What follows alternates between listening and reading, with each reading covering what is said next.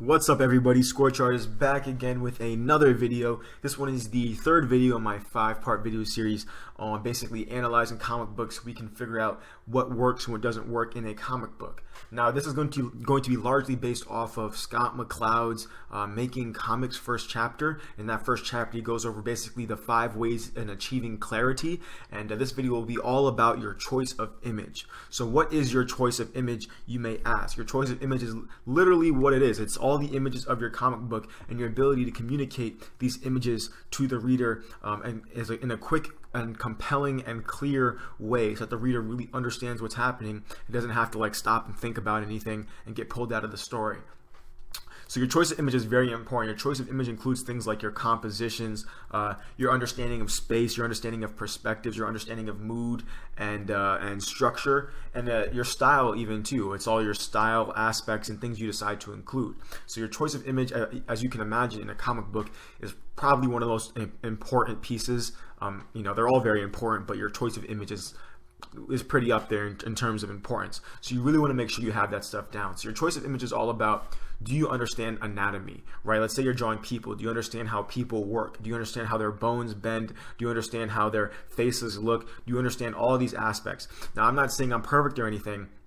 I'm actually very far from perfect in terms of this comic book here, but the more you understand these things, right, the better you can communicate. So I'm gonna hop right into it and show you some of the things that stuck out. So this was actually a contest entry. It was a 10-page contest entry that I submitted to a contest called Pilot Manga, or a test flight contest for a company called Saturday AM. And I actually won a position to work with them, but there's a lot of things that the editor of the company, or the owner of the company who edited it, really pointed out that I really want to go over here. And some things are like this. So he called this character a boy, right? And you may be seeing this character thinking, yeah, it's a boy, right? And this is an example of a poor choice of image on my part. Now, it's not really a choice of image, but a lack of ability to communicate an image. Now, this character is a female, right? But if you don't understand what really makes somebody's face a female face, you'll just go drawing a face and it'll look kind of female,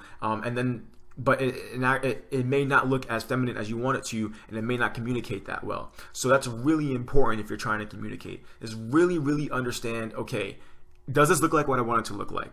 Have I done research on this particular thing to make it look the way I want it to look? Do I know what these things look like in real life? Do I know the mechanics behind a face so that I can draw a face without just messing everything up, right? Psycher has a good video where he talks about realism to stylistic, and he says something very important there, and that is to always start with realism and then simplify down to the style you want. But when you don't do that, you end up with things like this, where it kind of looks like a boy, it kind of could be a girl, depends on what what the person tells you. But if the choice of image, if your ability to communicate pictorially is done well, that wouldn't even matter. The person will just get the message without you having to actually explain it. So definitely pay attention to that. I'm pretty sure we've all read comic books, or probably amateur comic books, where the choice of image is very poor, and it's like what's happening on the page. So that's things like depth, which I'll go over right here. So your choice of image also compromises, is that the word for it? It compromises your basic understanding of composition and how to place objects on a page as well. So here we can see we have Adrian as the main centerpiece of the picture, and we have 2 other people on this page. Now at first I had this character, this like background character, I had them right there, right? And it looked okay, right? But the thing is that this person's wearing a black sweater, and Adrian's wearing a black sweater. And though in real life, a person with a black sweater may walk behind another person with a black sweater, in comic books, since you have that control to not let things like that happen, and you're only showing things through individual pictures, it's best to avoid instances where things can get very distracting like that. Because if I had somebody with a big black sweater here, and had Adrian here with a big black sweater, what we would have is a character that looks like this, and now Adrian and that character are kind of like, they're like melding together, and it looks like Adrian has like a petite angel wing, and that's never a good look. You want to avoid things like that. So really take into account the positions of things on the page and how they interact with one another, right? Because you do have the freedom to position things in that way. Another thing to keep in mind with your choice of image is that faces attract attention, right? meaning that if you have a face on a page, people's eyes, they go to it, because that's just how we're wired. So these people here, they're kind of this person's walking to the side, this person's walking that way. But I could also have had a person just look right here, you know, like this is Billy Bob, and he's just chilling, and he's walking this way, going to work or whatever. But the thing is that even though that may happen in real life, in your comic book, you want to avoid things like that, because what would happen is the reader would see this face, they would see then Billy Bob's face, and then they would see this boy's face, right? So it would be really distracting in the end if I had somebody's face right here. It's better off to just basically make build the image in a way that communicates this as accurately as you want it to. Choice of image involves things like your perspective, your ability to create backgrounds and compelling scenery for your characters to live inside of. Now so yeah, basically that's what that is, right? So you really want to understand perspective, you really want to understand gradients and things of that nature. Another thing I want to point out here is basically this. So another thing is understand how colors and lack of colors work together. So Adrian, as you can see, is a Caucasian male. He is very, very white in this comic book, like paper white.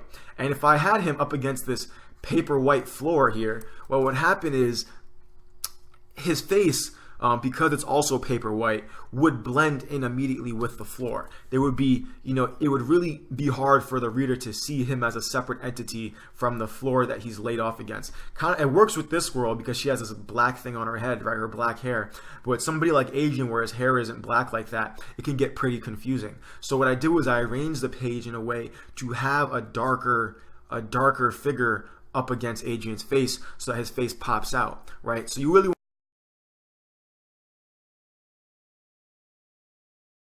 want to pay attention to things like that, because not having too many lines with not enough contrast loses depth. I've seen that in many amateur comic books where it's like they put a lot of pictures but they have no contrast in color or tone, so all the pictures are really flat because there's no depth in them. All the lines are the same width, and it just kind of comes across as, and otherwise it would be very, very successful if they had paid attention to these things, but because they haven't, it comes across kind of hard to read. It's kind of hard to understand visually. So that's basically it. What you're trying to be paying attention to is, can you communicate your images in a way that is so accurate or compelling or as clear as possible, so that the message gets across quickly and compellingly, and as nice of a way that the person who's reading will want to read more, right? So you want to be able to draw in the way you want to draw as good as possible, because if not, you could turn people off to a comic book that may otherwise have lots of potential. So yes, basically pay attention to how to give the readers a message. So I'm going to sum this up all together. We're going to pay attention to things like your anatomy. Really understand your anatomy. Like Psycher says, you build from realism down to cartoony, right? So whatever style you want to have, it's always good to understand the fundamentals, because with the fundamentals, you can break everything down, right, into their bare minimal parts, and you could have something like The Simpsons or whatever.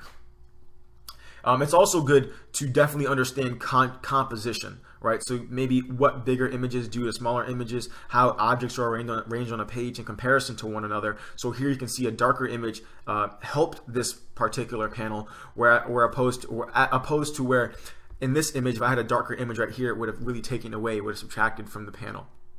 So definitely pay attention to contrast and depth, and basically all these visual things that you'll learn in any art I don't know, tutorial or whatever, anything that is visually, that is teaching you how to communicate things visually. Those are all the things that are important in your choice of image.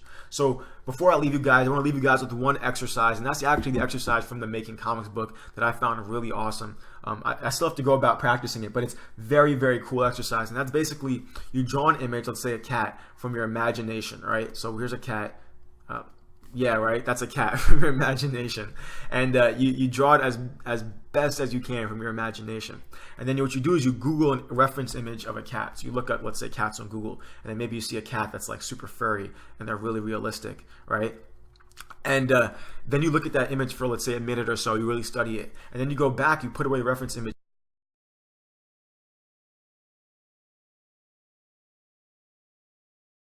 and you go back and draw a cat again with no reference, and you'll see as your second time drawing the cat will be much better than your first time drawing the cat. So that's really to show you how using things like reference, even though you don't want to use them as a crutch, in times where you don't really understand what you're drawing, they can be very beneficial, right? So you want to be studying from life, because life is where things happen. Remember, comic books are kind of just a simplified form of life, and so you really want to make sure you're representing life in some sort of way, right? Not just making everything up, because then you lose all the cool things that you otherwise could be communicating. So that's basically it for this video, your choice of image. I'm going to be having 2 more videos in this series. The next one is going to be your choice of word, and the next one after that is your choice of flow. But definitely comment and let me know definitely any comic books that you feel really portray a very nice or have a really deep understanding of choice of image. I can name a few off the top of my head, like Takahiko Inoue, I don't know his last name, but Takahiko Inoue's Vagabond. That one, he has such a deep understanding of anatomy and cross-hatching and all that stuff. He communicates what he wants to communicate very well. And not everything has to be like Vagabond detailed or anything, but definitely you want to be able to communicate what you want to communicate in the same level of I guess expertise, or the same level of understanding, right? Even if you're drawing stick figures, you want to understand what a stick figure is, right?